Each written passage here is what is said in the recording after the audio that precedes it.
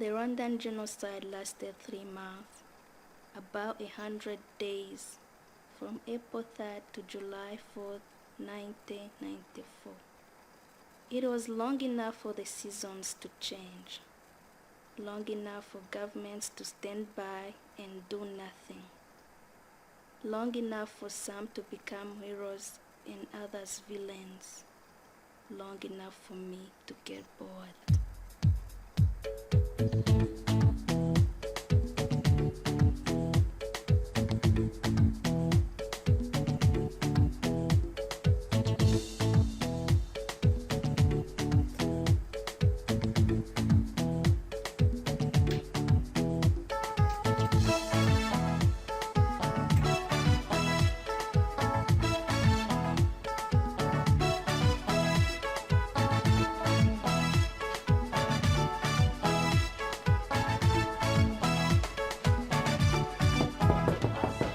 The funny thing about genocide is you never know who's knocking. Don't worry, that's me at the door. My name is Jane. Mesdames et messieurs, c'est Jeanne d'Arc. That's Oh, not my name. come on.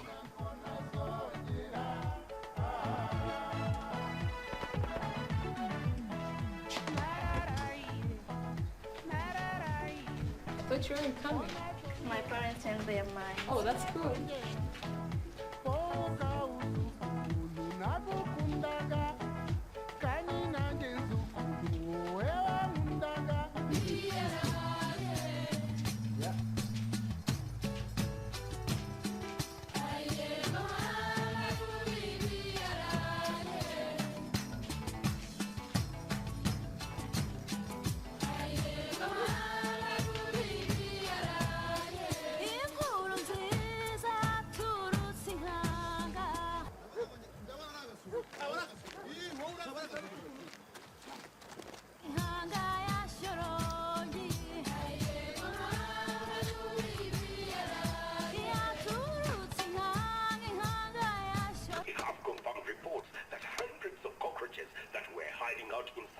Church and plotting against our government were stopped by the patriots. This is the work that must.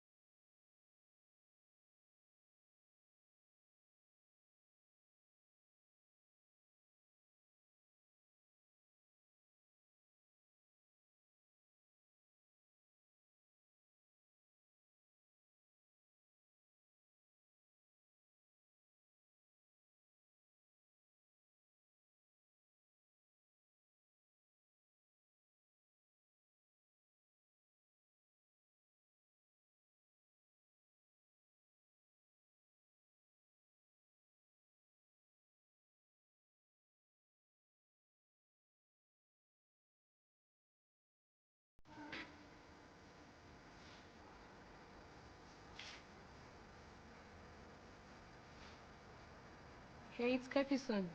Bye. Can't you stay a little longer? No, I can't. It's almost 7 o'clock.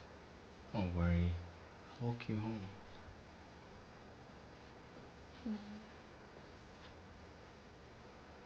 Please.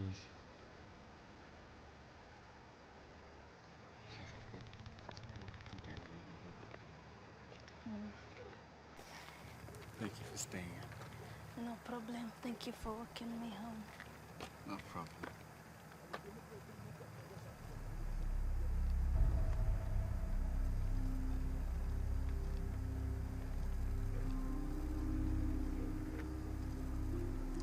Hey, let's get off the road. This way. This way.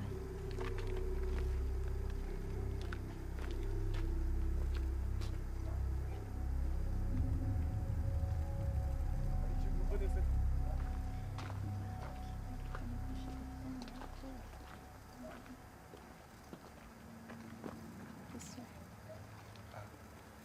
Through the back? Yeah. They don't know you're gone, do they?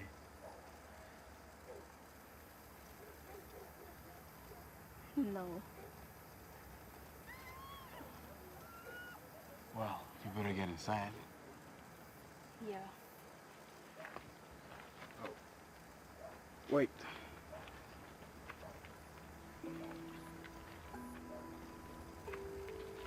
No kiss?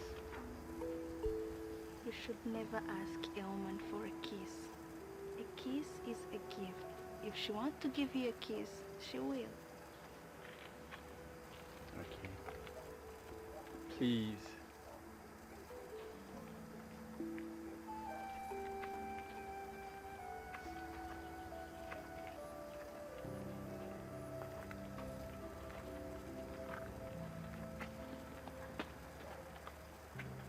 Close your eyes. Close your eyes. You don't know how to follow directions, do you? No.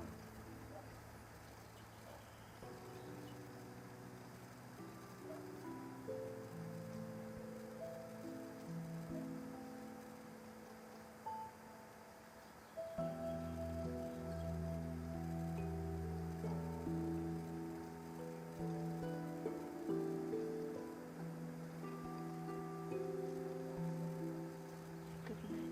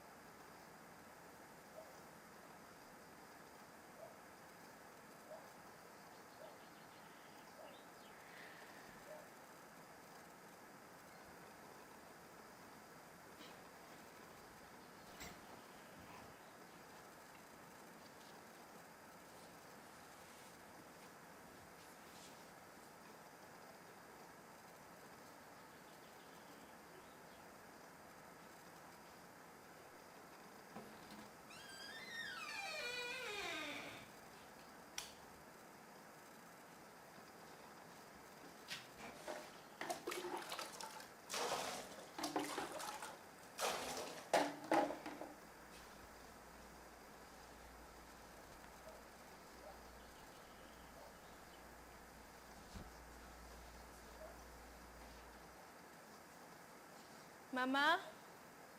Papa?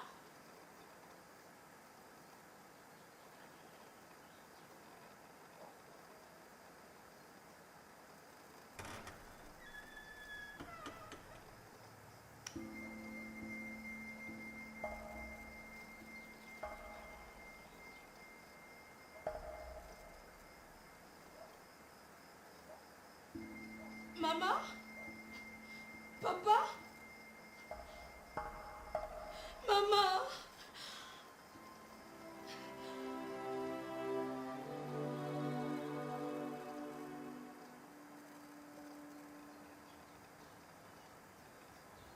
Muraho. Nitwa Mbarukitsi. Nitwa Sagamba Jerome. Nitwa Byabagabo Joseph. Nitwa Rubyogo Steven.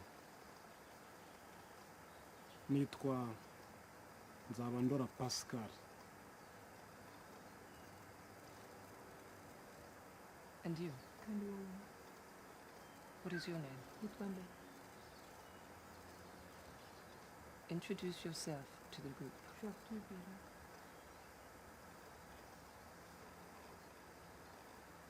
Good morning. Welcome to the Unity and Reconciliation Re-Education Camp. Forgiveness is not the suppression of anger. Forgiveness is asking for a miracle. The ability to see through someone's mistakes to the truth that lies within all of our hearts. Forgiveness is not always easy. At times it is more painful than the wound we suffered. And yet,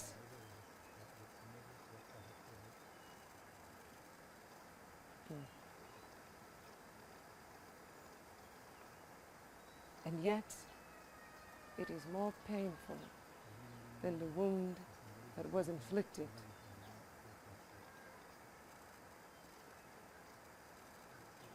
Attack thoughts towards others are attack thoughts towards ourselves. The first step in forgiveness is the willingness to forgive. So why am I talking to you about forgiveness? You are the ones who committed the crime. You are the ones people have anger and hatred and bitterness towards. You are the ones who have caused great suffering and pain. I talk to you about forgiveness because you, more than anyone else, must understand what it means to forgive you. You must understand the pain and suffering you have caused so many. You must take full responsibility for what you have done and repent. Ntabwo nzi umubare uko ungana. Birashoboka kuba ari nka 20. Birashoboka kuba ari nk'abantu bagera kuri 20. Nishe abantu bagera kuri 20. Nishe umuryango w'abantu 3.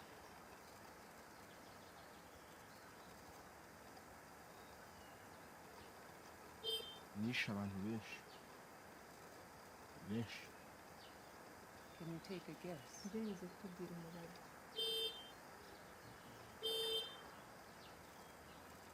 Ni benshi. Nishe abatutsi 9. Barimo abagore n'abana. No. You killed 9 people. Oya wishe abantu 9. Nishe abantu 9. Nashinyaguriye abantu benshi. Ariko nta muntu nigeze nica. Gusa nagendaga mbatema simbici. Abandi bagenzi banjye nibo babicaga. Ku bwanjye nari mfite ingufu zo kubica ariko nagize ubwoba bwo kubarangiza. ngo mbakuremo uruhu. And you? kandi wowe You can't speak? ushobora kuvuga You don't have a tongue? nta rurimi ufite Maybe you think you are innocent.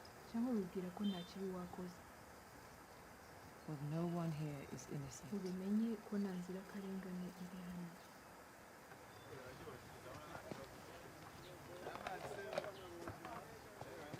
kuki utavuga wenda ntacyo afite cyo kuvuga. Va mu nzira nigendere sha. Va mu nzira se. Gira ngo nigendere.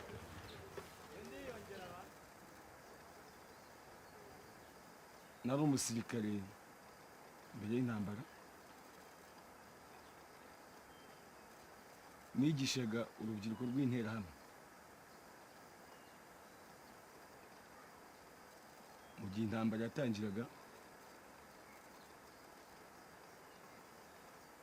nahawe lisite y'abagambanyi, haba mu ngo zabo, mu mashuri ndetse no mu nsengero.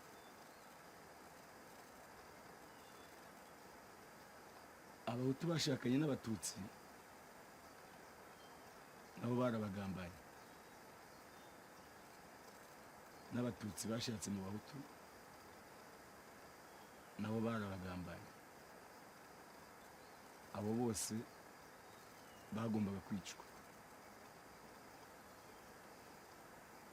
narindi kuri bariyeri Nyamirambo, mbona umuryango w'abantu benshi baje mu modoka, bari abatutsi.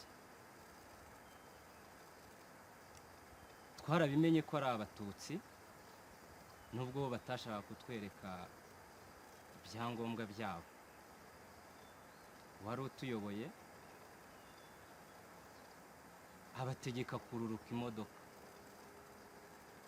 abapfukamisha kuko byari bitworoheye kubatemagura,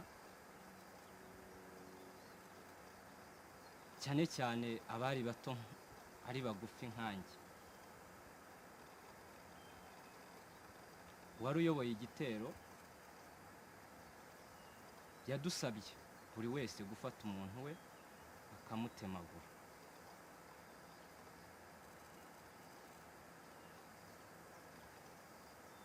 nuko afata akana ke gato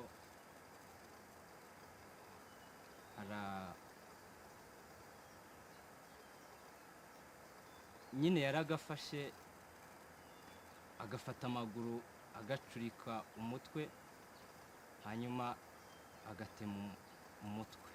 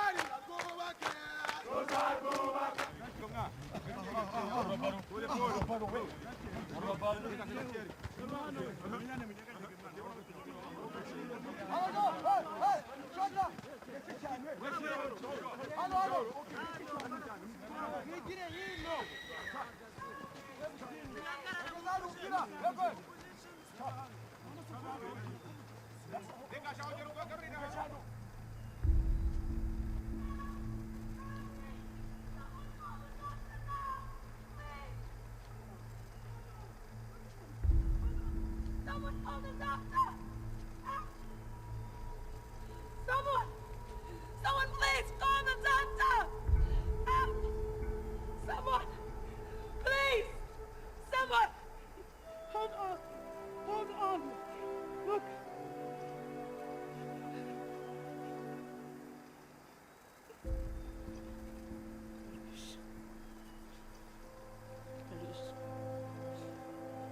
ufashe uruhinja.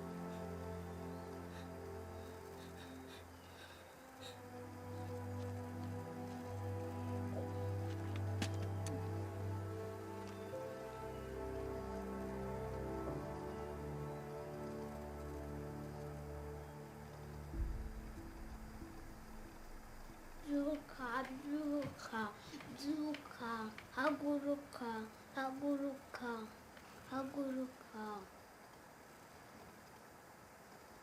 ntacyo ufite cyo gukora. Hari ikibazo. Reka, reka. ni ikihe kibazo? Banza wambare.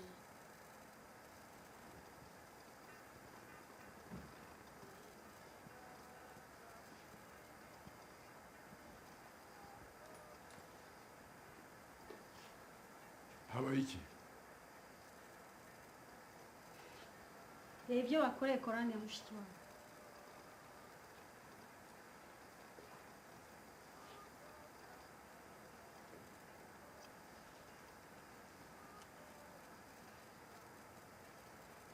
komeza urambure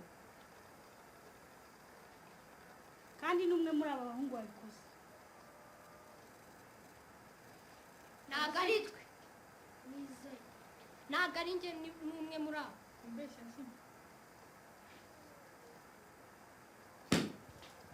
nyenuza ni umukandara. Ntashye papa. wanyiruka nyenuza ni umukandara. Ntashye papa. ihute kandi simbisubiramo.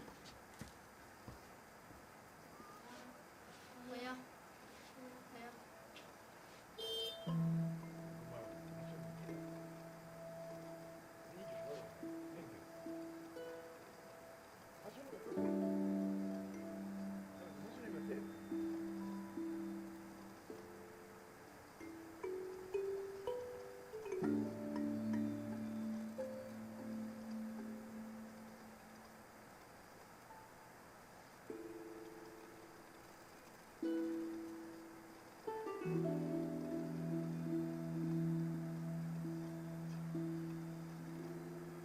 niko mwabana mwe nta soni mugira n'inyigisho babahaye n'indero nta soni koko pe ndabaza nta soni bibatera.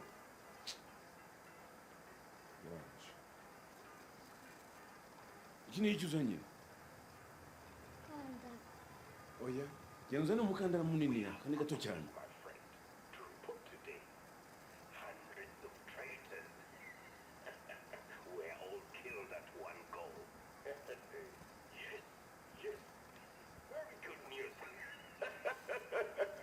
We have confirmed reports that hundreds of cockroaches that were hiding out in St. Famille Church for weeks and plotting against our government, protected by that brother cockroach, Father Pierre, were stopped by the patriots.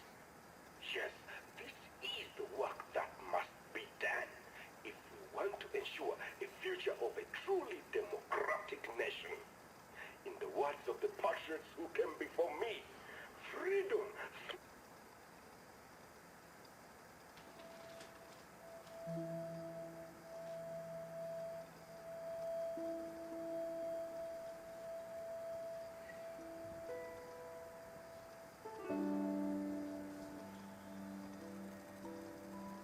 mwabana mutonye ikiganza.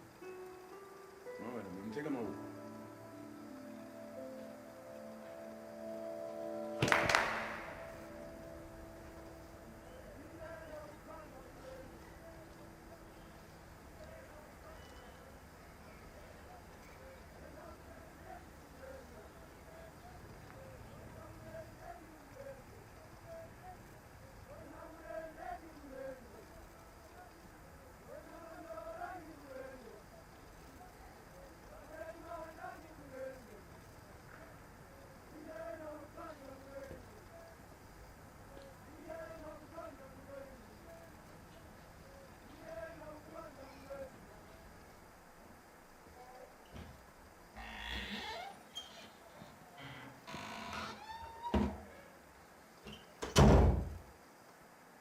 They are within the compound.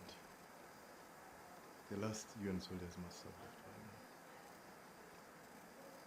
now. Why are you not with us out there?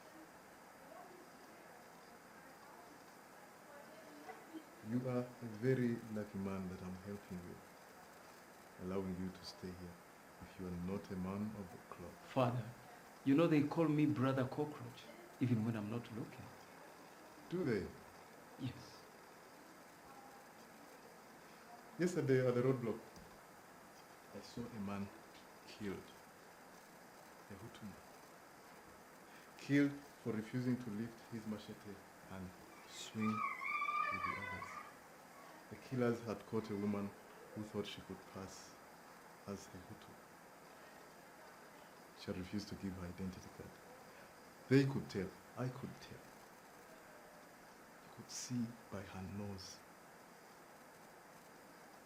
This man, he stood back from the others, and when they were done with the woman, they killed him.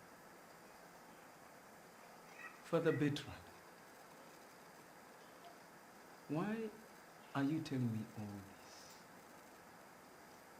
Have no fear. I'm telling you because I have taken great risk to help you. Stay here. You'll be safe. I'll go and talk to them. Thank you, Father.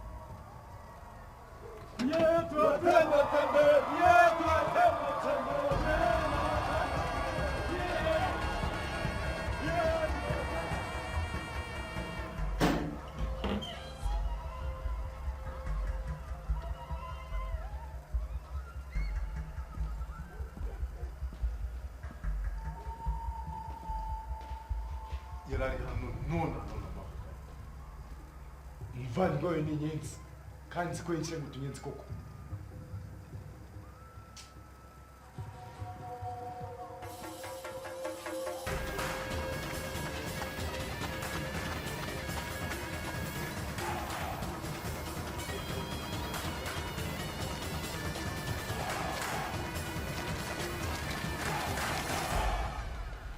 Salam alaikum. Wa alaikum salam. We're quickly running out of water. How long do you think we can last? Maybe a few more days. We will not survive ourselves if we keep letting these people in. There's no food, no medicine, and quickly no water. Thank you. But... Thank you.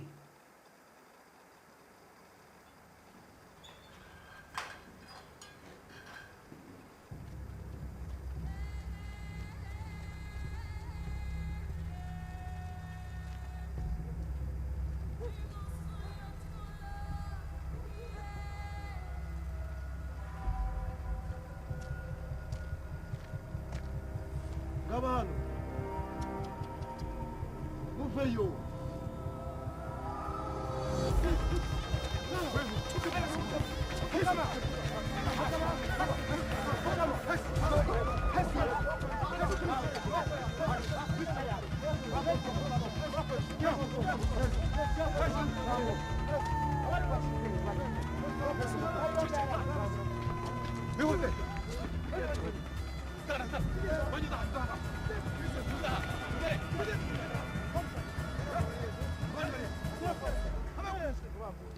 rwose mbabarire ni umupadiri wa mupadiri inyenzi barimo bashakisha wese wa mupadiri inyenzi barimo bashakisha wa mupadiri w'umututsi uri kuri lisite yacu byiza cyane uranyibuka yenda kwibuka ariko ndibuka isura yawe mbabarire ntabwo nibuka izina njyewe ndakuzi nazaga mu rusengero rwawe nkiri mutoya wahoraga uvuga ko uri mwiza kundusha cyangwa se kuruta abandi bose.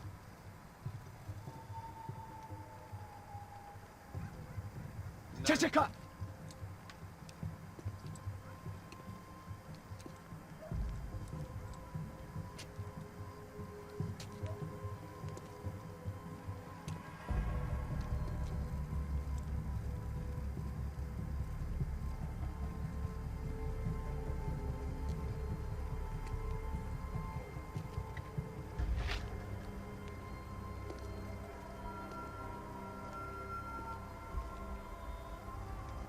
Nta kanzu, nta gishura, wabikuyemo kubera ko binuka cyangwa washaka kugira ngo ubone uko wiyoberanya?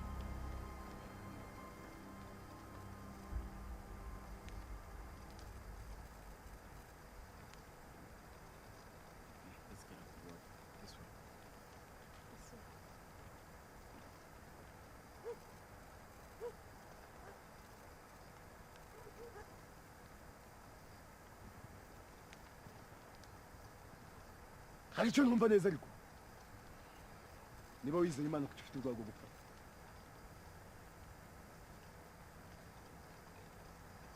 ntugire ubwoba ndakakugirira vuba.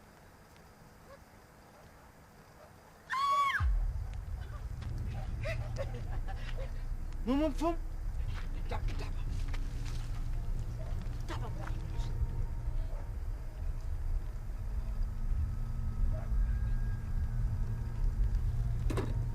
iyo urupfu ruje ruzira bose, iyo ubuzima buje buzira bose. Muratekereza ko ngewe nzanye n'iki? Muratekereza ko nzanye urumuri?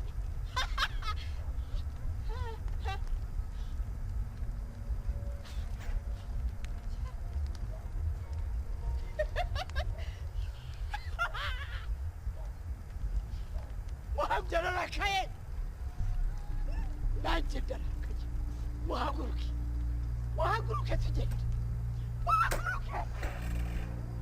Ngewe nzanye ibirengeje urupfu.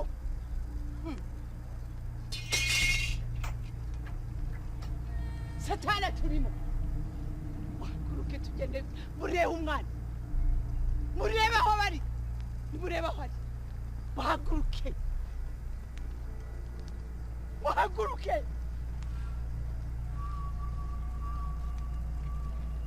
Tugende, mwebwe tugende, muhaguruke, mugende. Namwe iki? Satani, muhaguruke, muhaguruke. Tujya kureba umwana kandi ndababwiza ukuri. Mwebwe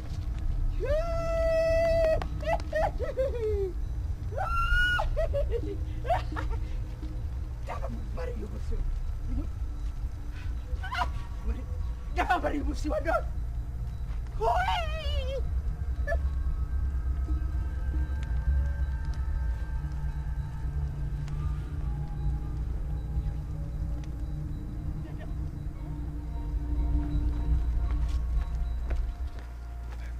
Keep moving. What is she taking us? I don't know. Do you think she knows magic? We are in Ireland too. Shh, quiet. Where are we going? Where are you taking us? We have the right to know. You can go back, or you can come with me. Your choice.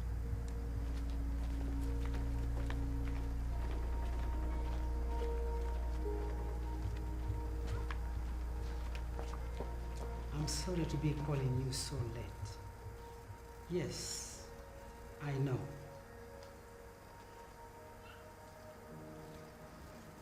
It might give you problems with your superiors, but I must ask you for a personal favor.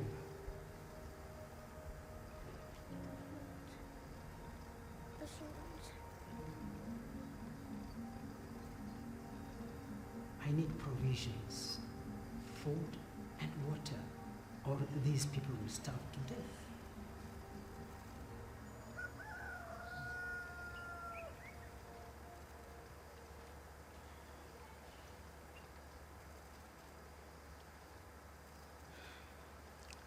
morning. Good morning.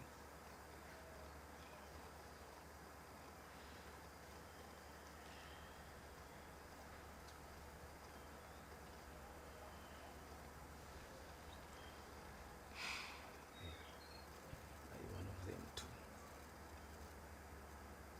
One of what? The Muslims. No? Why?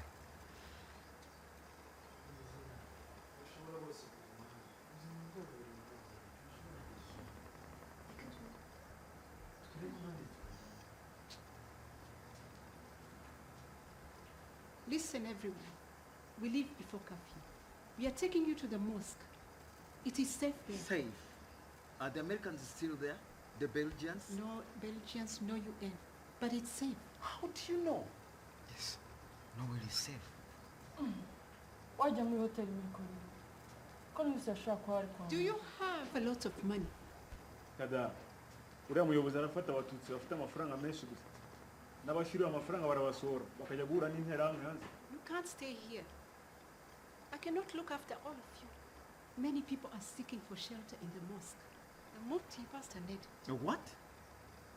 Many people took shelter in the churches. They thought they would be safe there. Nowhere is safe. Have faith.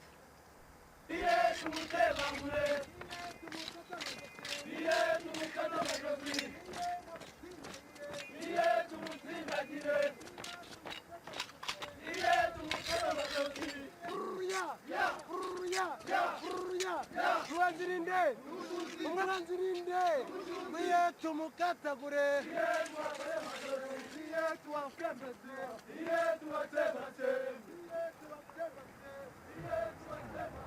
I wish we could do more. Every bit helps. Allah puts nothing on your shoulder that you cannot carry.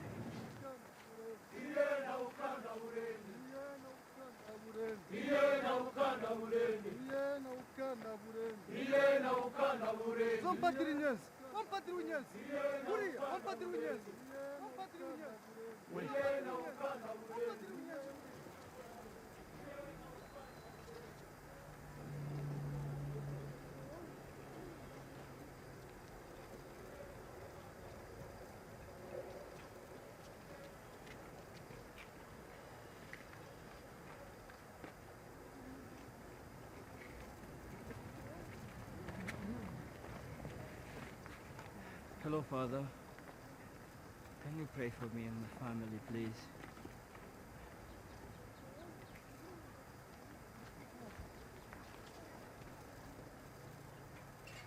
Wait! Please let us in. Please. Come in.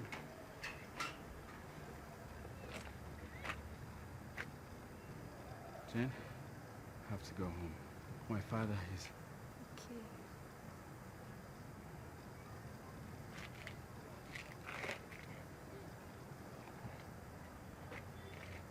Thank you.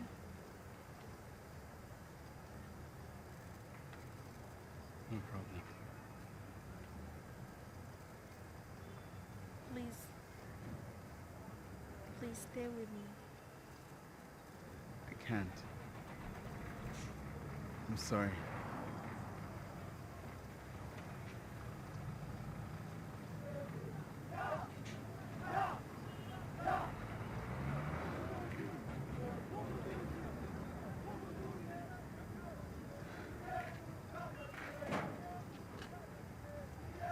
You owe me a kiss.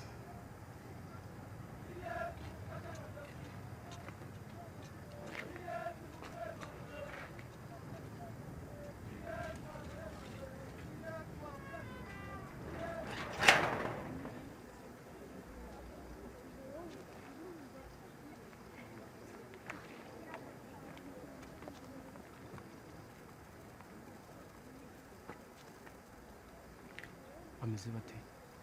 Bande Abayisilamu badufashe neza urabizera? cyane. Twumvise ibyakorewe mu rusengero. Ubuse turagana hehe?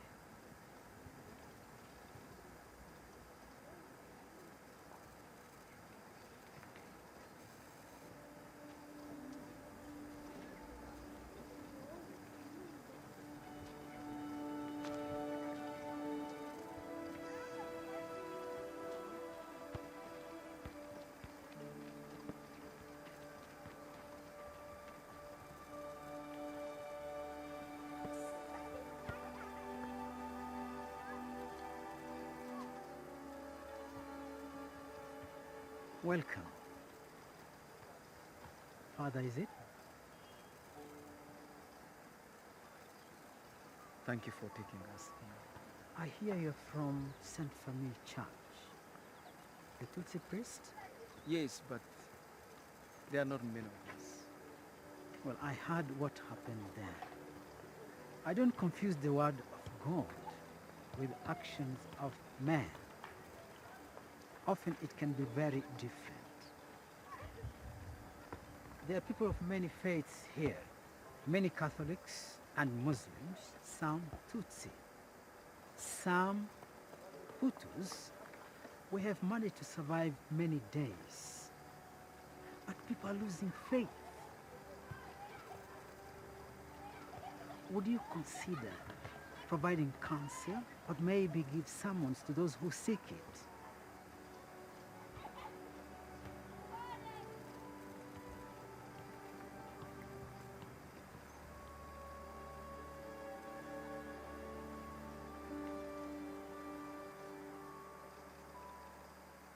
There were several small genocides before 1994. One in 1970 in a small village of Nyamata. My family fled to Uganda like many others.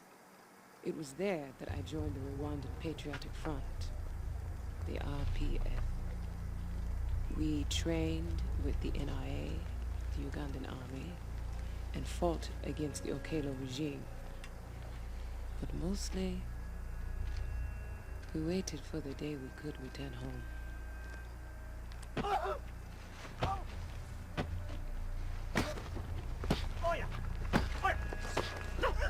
Leave them alone! Don't defend this coward mob! Leave them alone! It is not our job! They're killing children. They're raping women. We just spent 2 weeks digging up a mass grave at Ikichikiro. The last count was 8,000 bodies.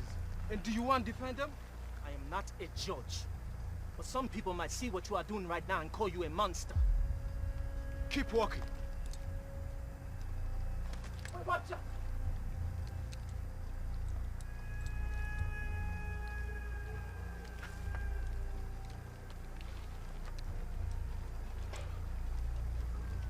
Right now, you are more guilty than these men. We didn't see what they did, but I see what you are doing. We are not here for vengeance. We are here for justice. These men are our prisoners. But they are men and ought to be treated as such. You know you are talking to a rich man? Then act like one. Men with vengeance in their hearts need guidance, not encouragement. Haruka. The war is not over yet.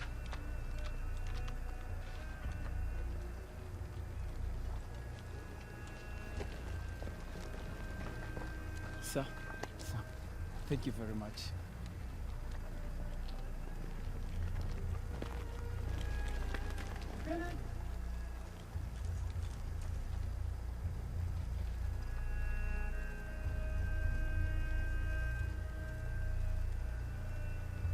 Tukinde!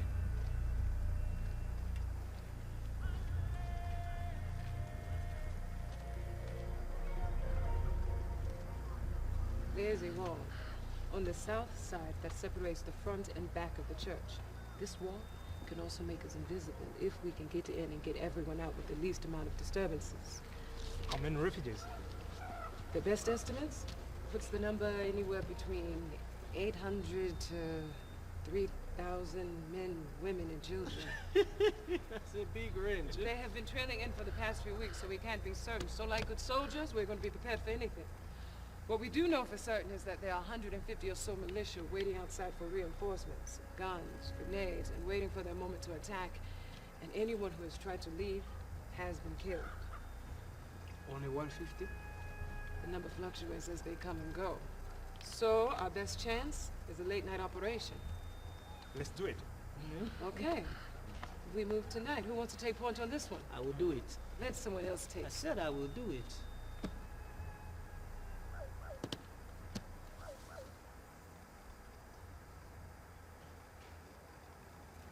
You have a baby on the way.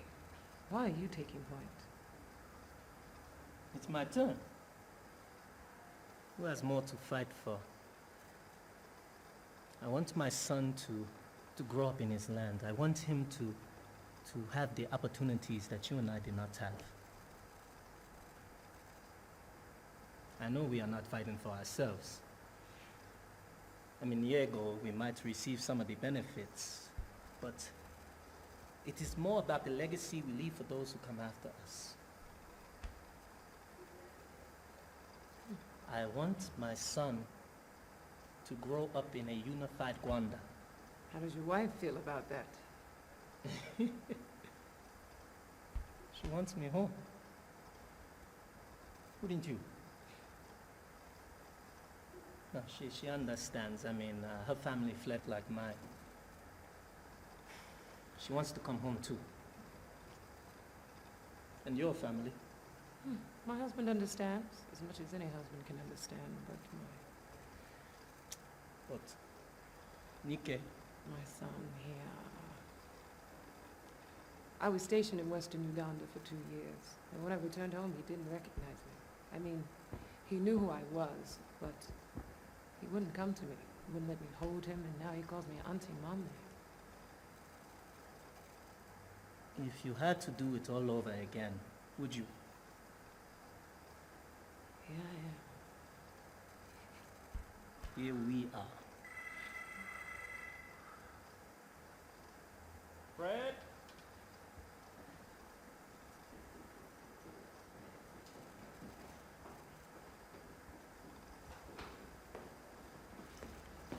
Olkosi. Hello? I'm cool. Peter.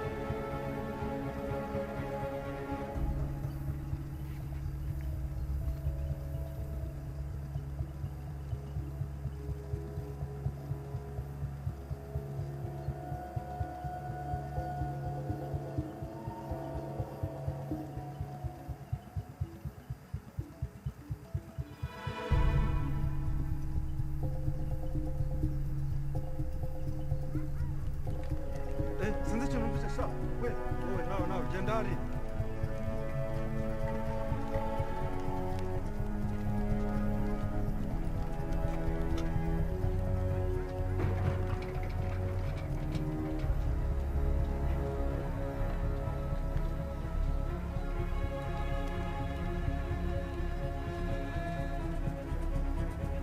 They're coming!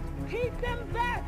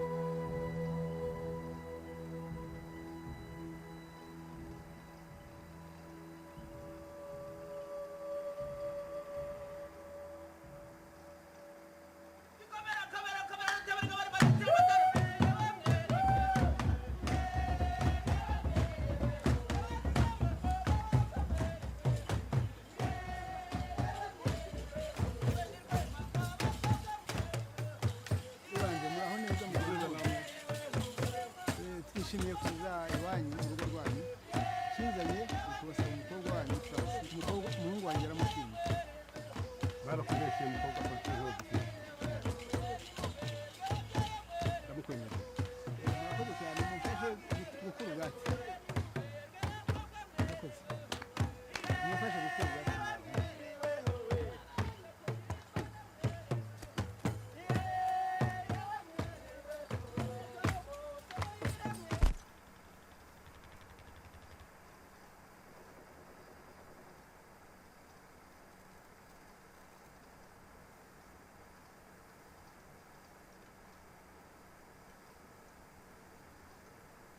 So you have nothing to say?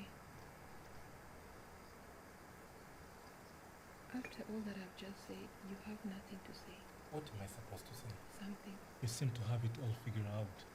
So anything I say will make the situation worse. And why do we have to talk about this now?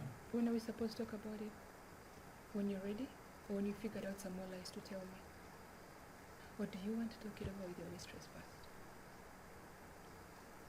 Let's call her. Or better yet, invite her over so I can talk to her face to face. Or better yet, tell me where she lives. I'll pay her a visit. Are you crazy? You see what's going on out there? Please don't. Don't use what's going on out there as an excuse. You weren't thinking about politics when you were sleeping with someone else. Please keep it down in there. So what is she? It doesn't matter. Of course it matters. You say mattering the minute you lay down with her. It doesn't matter. She Hutu. She is a Hutu. You dog. Keep it down. What? You don't get embarrassed? You don't want anyone to hear? You should have thought about that when you were... It was a mistake. And I'm sorry. But this is not the time. I think it's time for you to leave. I know a way to get you through the roadblocks out of town. Some UN soldier from Ghana taking Tutsi to refugee camp. You go and I will meet you afterwards. Do you love her? What? Did you all just say? Do you love her? Stop it. Answer my question. No, of course I don't love her. So why did you marry me if you wanted to be with a Hutu woman? It did not matter to me that you're Tutsi. It did not matter to me that she's a Hutu. It was a mistake. Maybe we need to take some time apart. Are you serious? Is this... You are using what's going on outside to justify what you're doing. What's going on outside? You think I am using that? I want you to be safe before things get worse. So, you want me to leave so you and you... Pack a small bag. Why? We're leaving tomorrow. Where are we going? To a safe zone. Where are you going? I'm going to Delphine's house. I'm staying off the road. I'll be back before curfew. No, it's too dangerous. But we have been stuck in this house for weeks. Please. Your mother said no. But... No! What did you say? Nothing. I'll be in my room.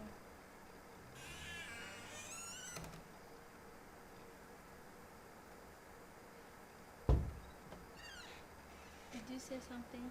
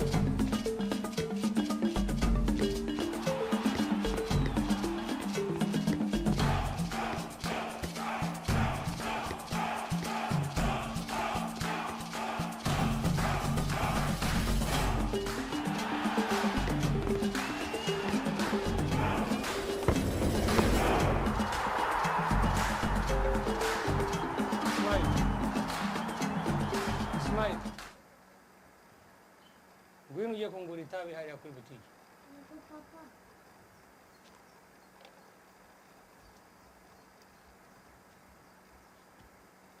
Ugaruke vuba nta gutinda mu nzira. Urumva?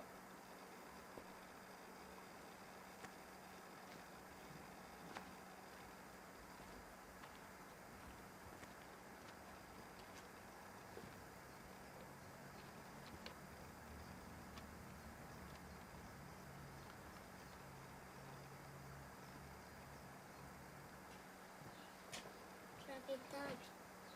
Jangahe se sha? Gishan.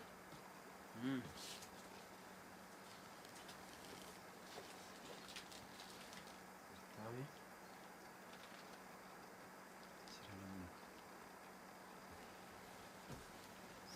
Fumbatiza utayata? Cedric arahe? Oya, aha ntago hakiri kwa Cedric. Ntawe uhari.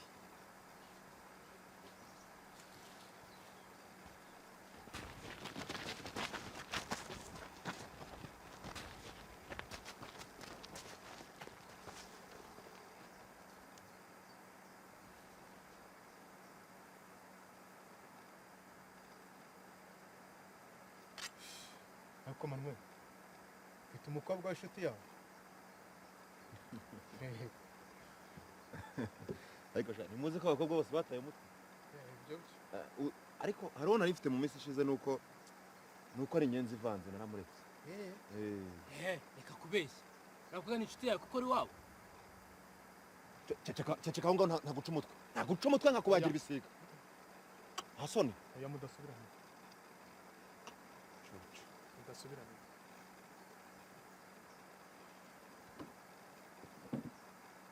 Data. Mu minsi ishize nari mufite no ku bushake bwanjye ngiye nashatse kumureka. Kumushenza.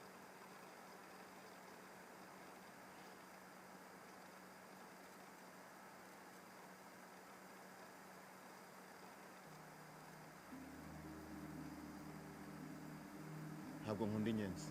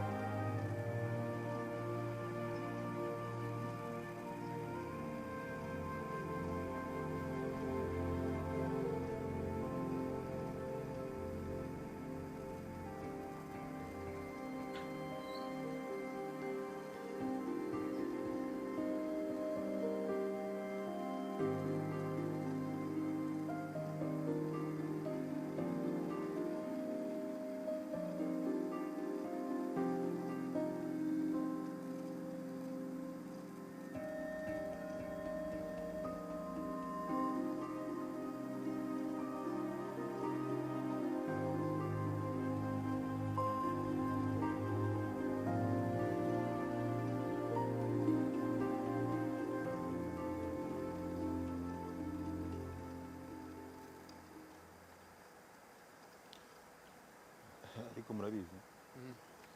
Sanze nkwiye kuzajya kumusura bwa nyuma. noneho nagerayo nkagira ngo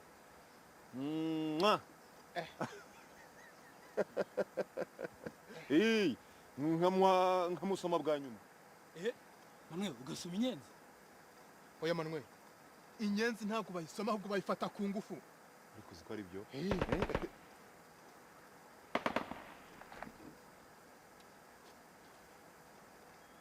Niko nta masasu mwumvishe? Cheka ko ari fare cyangwa na RPF? Oya, nivuga RPF. RPF ntayo iri hafi ahangaha. Urabizi? Ashobora kuba ari twa tunyenzi. Ariko uzi ko ari Position, fata gahunda tugende. Ciao! Ciao, vayo! Izo mbunda numva ni ibiki? Sinakubwiye ko ari inyenzi. Ariko se ziri hehe? Uvuga ngo ni inyenzi ziri hehe? Ziri hehe? Mba? We, utanyinisha? Urahazi neza izo nyenzi ziri? Ntabwo nyanyina n'abana utaza kunyinisha. Urumva? Vayo ujye kwanyereka. Uzi ko wasanga igicyana kihazi wa? Ihute se ujye kwanyereka.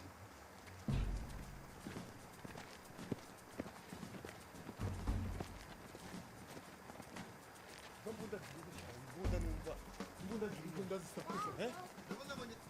Ndabona nagasuzuguro. Oya nagasuzuguro kandi. Ariko akinyanzi no munsi kashobotse.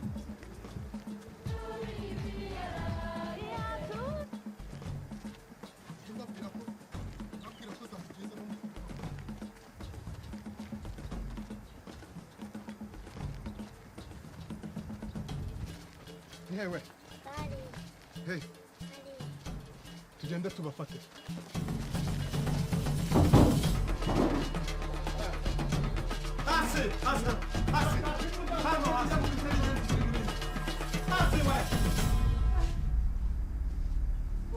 Navuze ngo ndashaka imbunda mufite muri iyi nzu. Navuze ngo muzane imbunda ziri hano. Zana imbunda ziri hano. Utaza kunyinisha. Navuze ko mu imbunda ntabwo wumva. Ismail icyo wabwiye abagabo. Kanyinisha Ismail wababwiye iki rwose abagabo wababwiye iki?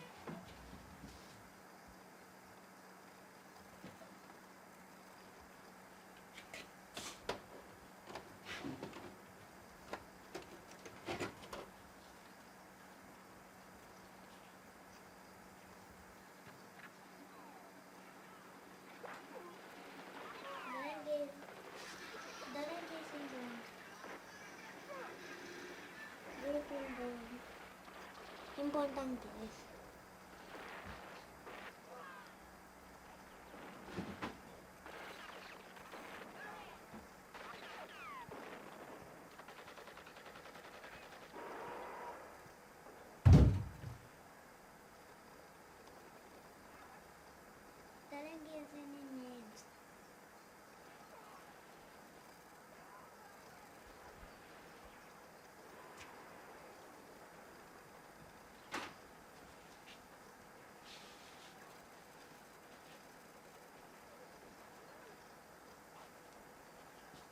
Papá debe no rezar.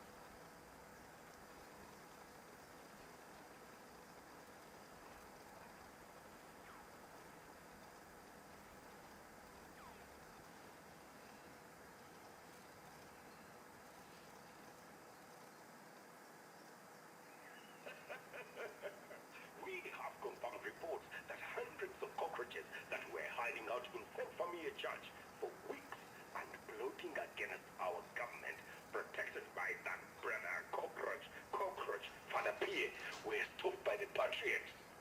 Yes, this is the work that must be done if we want to ensure a future of a truly democratic nation. In the words of the patriots who came before me, freedom, freedom.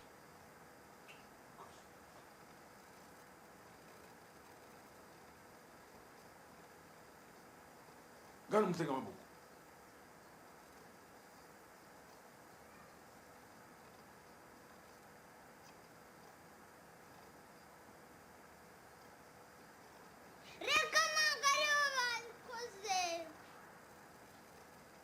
Ninde yabikoze? Subiza, ninde yabikoze? Vuga cyane sinkumva. Ninjye.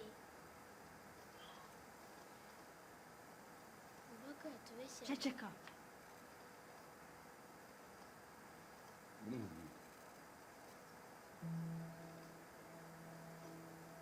kuki wavugishije ukuri nakubaza kuki wavugishije ukuri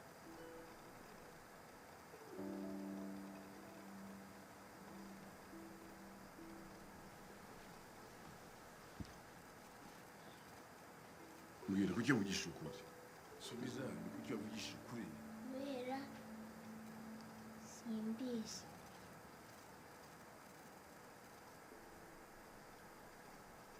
ibyo bintu wakoze ntabwo mbyishimiye ndaza kuguha igihano nimugoroba twumvikanye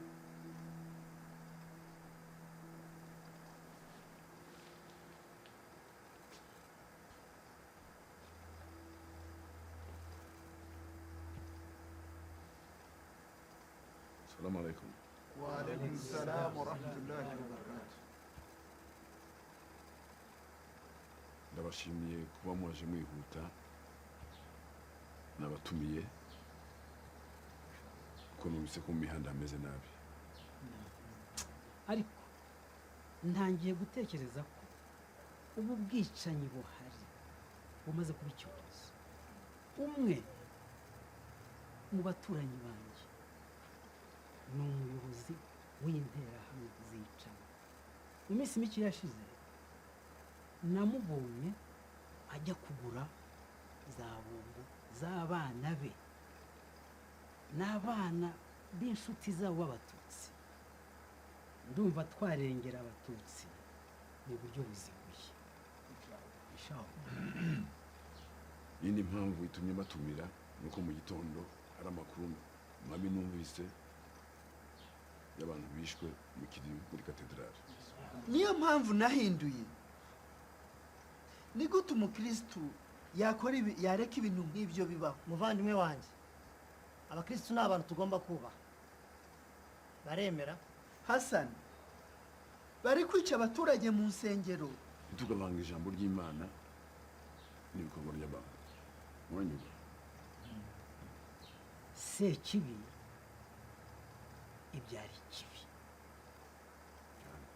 twese tuzi ububi bw'ikibi naho mwene muntu we ibyo ntawabitindaho ntitwagombye kuvuga gutyo hari n'abakristu barokoye ubuzima bw'abantu kandi mu bitero by'interahamwe hari abasilamu bagaragayemo ibyo ni ukuri uvuze ariko ni bake cyane muri twe bivanze muri ibyo bintu interahamwe ubwazo nta nubwo zitwizera umuturanyi wanjye kugeza n'ubu ntabwo araza kumbwira ko twakwivanga muri ibyo bintu hari ubwo yaba akeka ko ndi umututsi wihishe ahubwo ntiyakwegereye kuko wari umusilamu hari amoko atatu mu rwanda abasilamu abatutsi n'abahutu mbabarira umbabarire n'abatwa barahari mumbabarire natwe banyangufi turiho ayo moko atatu abatwa n'abasilamu n'abandi tugomba kurengera abatutsi b'abasilamu kuko banzwe cyane simbyemeye iki oma sinzi urwango ufitiye abatutsi sinanga abatutsi umwiryano turimo ni abakoroni b'ababirigi bawutuzanyemo bapima amazuru bagapima amatwi bagapima imbavu noneho bakageraho bavuga ngo abatutsi b'imbavu ndende nibo bagomba gukora mu biro abahutu kubera ko ari bagufi ngo bagahinga bagomba kujya guhinga noneho abatwa ngo bagomba kuba mu mashyamba bakarya ibiti bakabumba ikibabaje rero ni uko ibyo bintu kugeza na none ntacyo byadusize kuva aho bagendeye natwe turacyabigenderamo ayo moko yewe data ni umuhutu mama akaba umututsi ubwo jyewe ndi iki? Ayo moko nubwo ntacyo avuze ariko arahagije kubicisha. Tugomba gufasha imfubyi n'abapfakazi nk'uko Allah abivuga. Tugomba kureka kubivuga ahubwo tukagira icyo dukora. Ni iki muteganya gukora?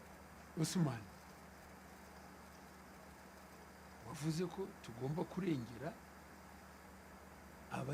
abatutsi b'abayisilamu. Tugomba kurengera abatutsi ukagarukiraho. Yego, reka tubafashe bose, ariko se gute? Nyamara Osman yavuze ukuri. Twagombye gufungura ingo zacu tukabwira n'abayobozi b'abasilamu ko bafungura imisigiti kugira ngo babashe kurokora abatutsi bari mu kaga n'abandi bose barimo bahigwa bazira uko baremwe. Ni izihe ngaruka twagira nto kubera ko twahisha abasilamu gusa? Mu musigiti Allah ni nyirimpuhwe, nyirimbabazi, adusaba ko tugira impuhwe tukagira n'imbabazi mu nzu ye. Byaba ngombwa tukazana n'abagabo tukabahishanya n'abandi. Koko no mu musigiti? Nyakubahwa mufti, uzakora iki? Bavandimwe banjye, Hasane yavuze ukuri. Tugomba gushyira hamwe tukarwanya akarengane. Bana mufti rero, iki ni igihe cyo gutekereza. Ukuri ni uko uramutse uvuze interahamwe nabi waba ushyize ubuzima bwacu twese mu kaga. Sinzi ibigomba gukorwa.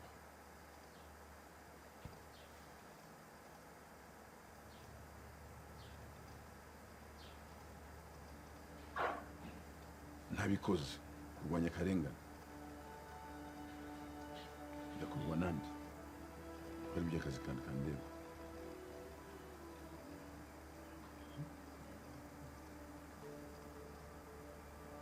Allah Akbar. Nshuti ba Islam, uyu ni umwanya utoroheye buri wese. Abantu baricana, abana n'abagore nibo bahitanwa n'ubwo bwicanyi. Bavandimwe nshuti ba Islam, ndabakangurira mbasaba yuko mutarangwa n'ubwo bugizi bwa nabi. Twibuke ko Allah yaduhaye twese uburenganzira bwo kubaho kandi tubana tubahana umwe ku wundi, ndetse kandi tunafashanya. Nk'uko mubizi, Islamu ni idini iharanira amahoro n'iterambere. Nurangwa n'ubwicanyi uzahanwa kimwe n'uwishe inshuti, abavandimwe ndetse n'abaturanyi. Aba-Islamu ni indorerwamo y'ibiza byose nk'uko Imana ibivuga. None bene data, mbasabye ko mwese mwaba indorerwamo n'urugero rwiza nk'uko Imana ibidusaba. Murakoze. Représentant légal u Rwanda, Mufti Sheikh Tembo. And with that signature, our lives changed. When the war was at its worst, when there was nowhere else to hide, it became the safest place for Tutsi, Hutu, Muslim, and Christian. That is where we met and how we came to know each other's stories.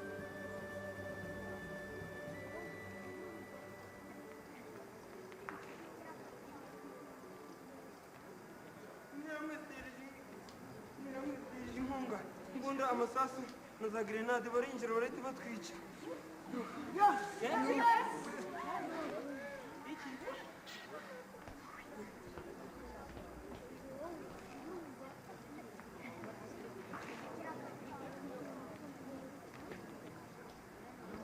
Thank you for coming. For weeks you've been avoiding me. I heard about your parents. I'm really very sorry. You are Catholic, is it? Would you like to talk about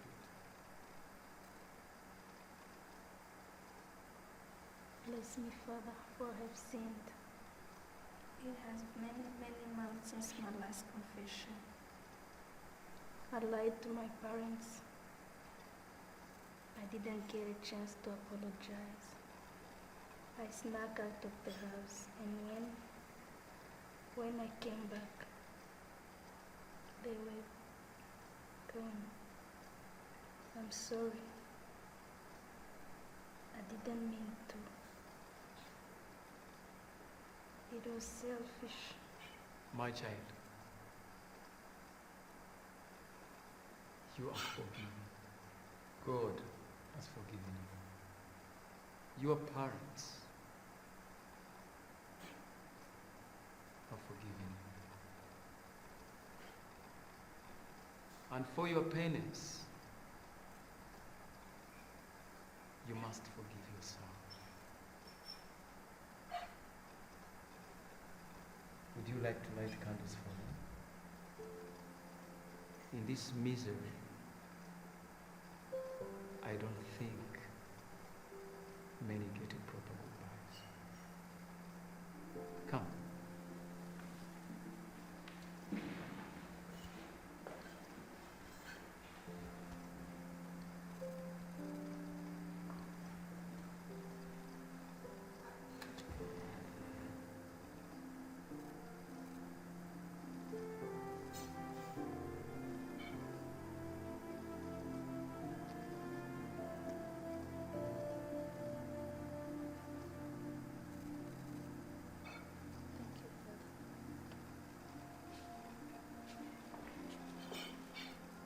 Father, they told me your story. You are the only priest here. Who do you confess to?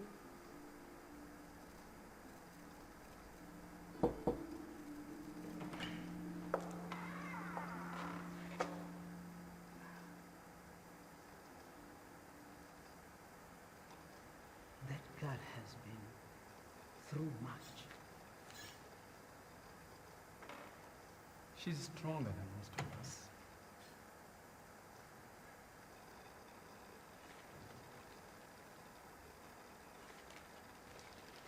What is this? It's a gift. Thank you for the work you have done here. But it's not necessary. And that's why it is a gift.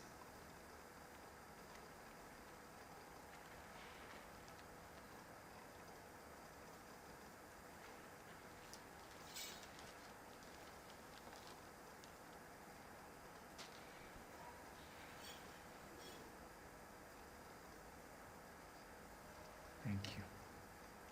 I figure you might just as well dress the part.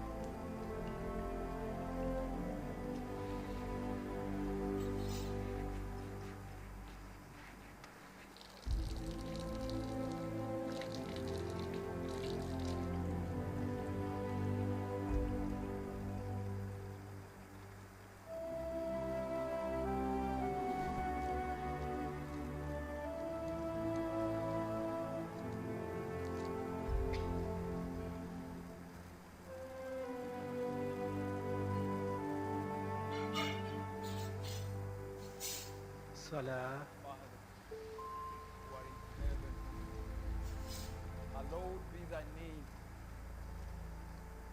Thy kingdom come. Thou will be done on earth as to be done in heaven. Allahu Akbar. Give us our daily bread. Forgive us, Father, our trespasses. Sami Allahu liman hamida. as we forgive those who trespass against us. Allahu Akbar. Don't lead us into temptation, Allahu Akbar. but deliver us from evil. For thine is the kingdom, Allahu Akbar. the power, and the glory, forever and ever. Amen.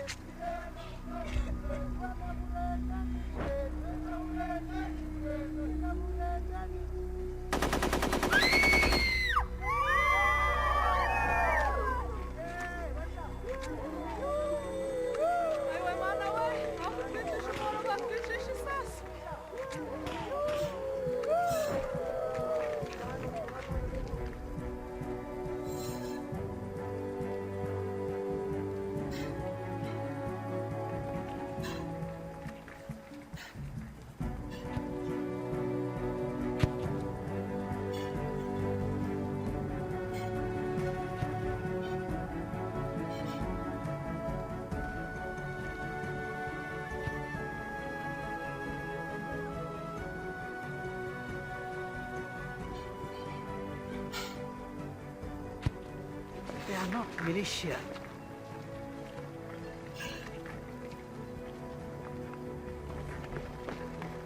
Who's in charge here? We're going to take you all out of this place. We're taking you to a UN-controlled refugee camp.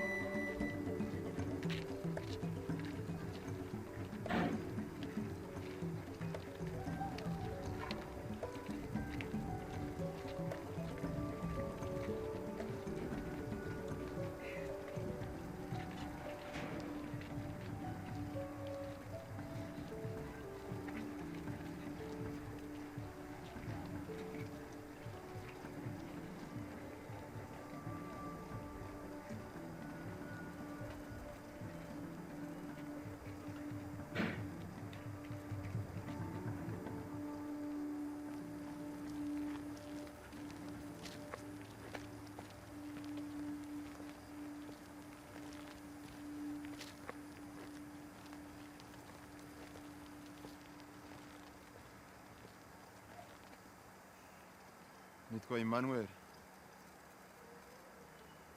Ntabwo niyita umuhutu kuko ndi umunyarwanda. Namwe kandi simbita abatutsi kuko muri abanyarwanda. Mpagaze aha ngaho nemera ibyo ndegwa byose bibi kuko narabikoze.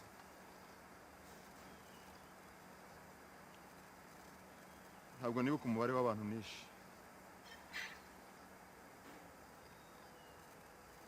Mbonye umwanya mwiza wo kwigaya kuko muri kiriya gihe nafashe icyemezo kigayitse mpemukira u Rwanda. Nsabye imbabazi.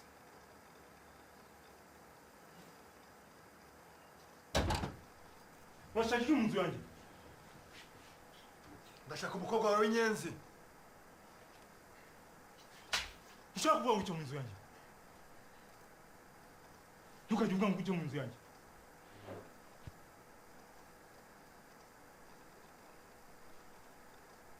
Mwamwumvishe? Ko naramugambanyisha mwamwumvishe? Mwumvishe ko naramugambanye? Umugore we ni inyenzi n'umukobwa we ni inyenzi. Tema umuntu!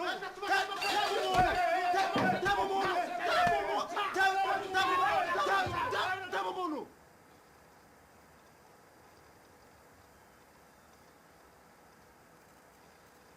Ninjye wishe ababyeyi b'uyu mukobwa.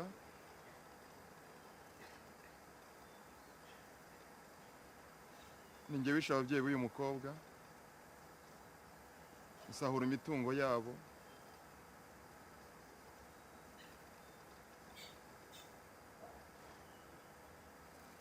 Mbikuye ku mutima musabye imbabazi. Kandi mumpaye imbabazi, imbaraga zanjye nazazikoresha kugira ngo nishyure ibyo nangije, kandi ngakoresha imbaraga zanjye kugira ngo nkorere igihugu cyanjye. Rwose umbabariye, nifuza kongera kukubera umuturanyi, nifuza kongera kukubera umuturanyi mwiza. Ngusabye imbabazi mbikuye ku mutima rwose, mbabarira.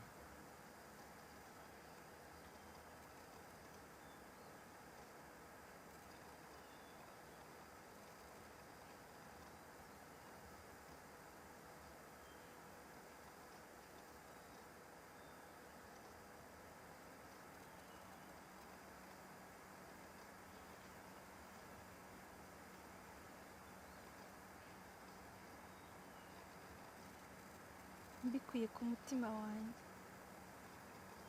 muhaye imbabazi.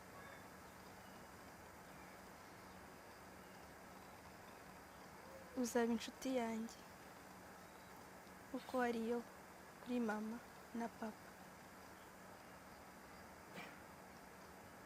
kandi nzakubaha.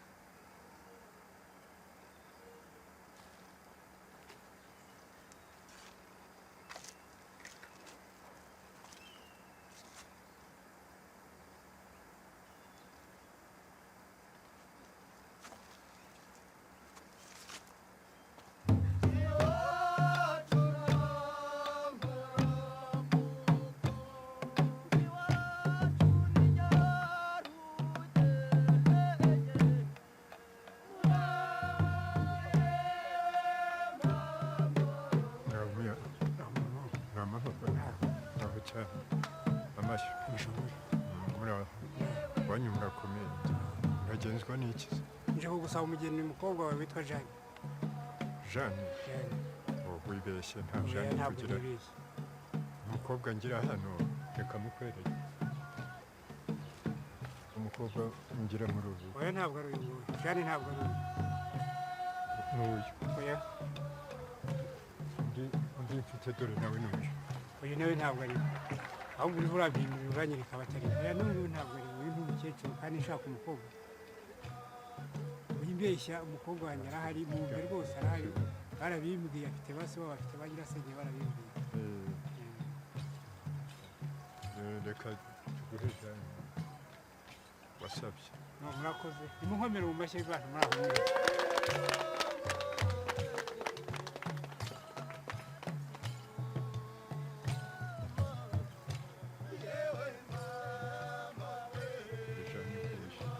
ubu ngubu ni uyu wasabye Marijane ni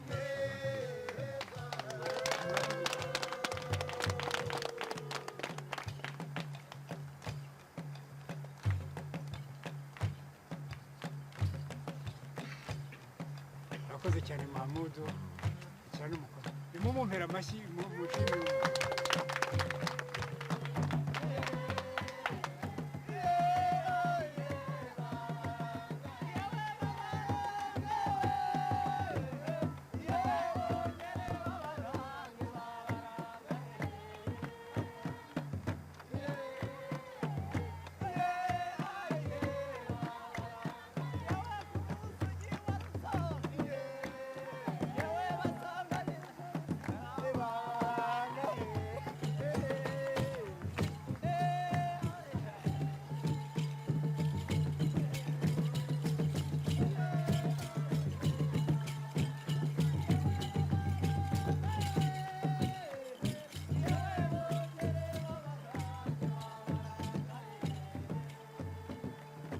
The Rwandan genocide lasted about 100 days. It was long enough for the seasons to change, long enough for over 1 million women, children, and men to die, long enough for some to question their faith, long enough to question God. Some faith was restored, some even strengthened, long enough for us to share our stories.